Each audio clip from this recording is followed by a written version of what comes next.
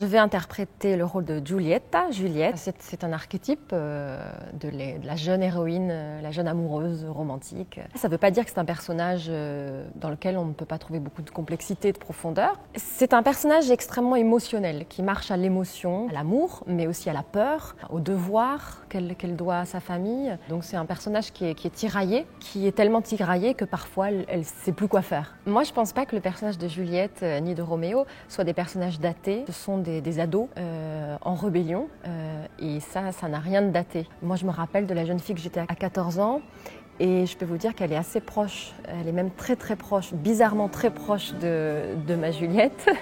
Je vais chercher de manière très très simple en moi cette énergie, cette rébellion, cette fougue et cette entièreté que, en tant qu'adulte, on pourrait peut-être un petit peu retrouver parfois.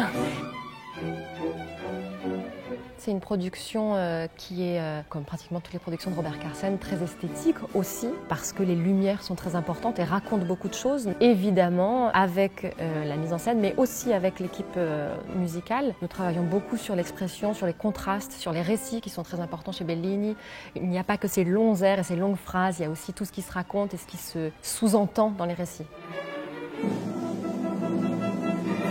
Je trouve que la musique porte merveilleusement bien cette version du rôle de Juliette. J'ai déjà abordé pas mal le répertoire bel canto avec Rossini, Donizetti. C'est un répertoire dans lequel je me sens déjà bien, mais en revanche c'est la première fois que je chante un opéra entier de Bellini. La géométrie des phrases est plus longue, mais il y a aussi quelque chose d'extrêmement intéressant qu'on retrouve chez Mozart beaucoup, je trouve, c'est qu'on n'a pas besoin de faire grand-chose. C'est-à-dire que si déjà on fait confiance à la ligne vocale et à la musique, l'expression est déjà là.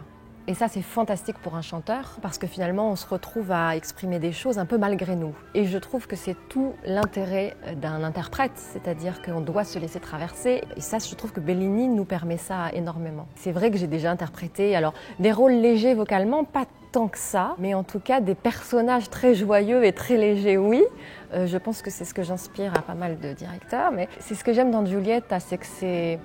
Évidemment, c'est un personnage romantique, mais elle a une jeunesse, elle a une fraîcheur, elle a une spontanéité. Et ça, il ne faut pas l'oublier dans tous ces rôles bel canto de jeunes filles.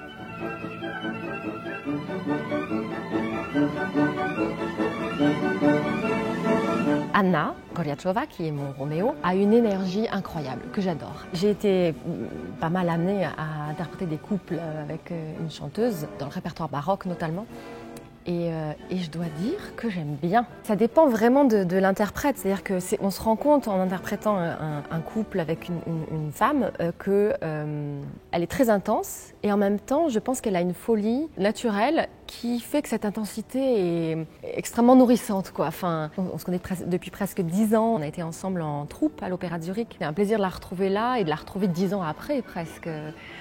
Dans un autre répertoire. Et je trouve ça très beau de retrouver comme ça des camarades de jeu.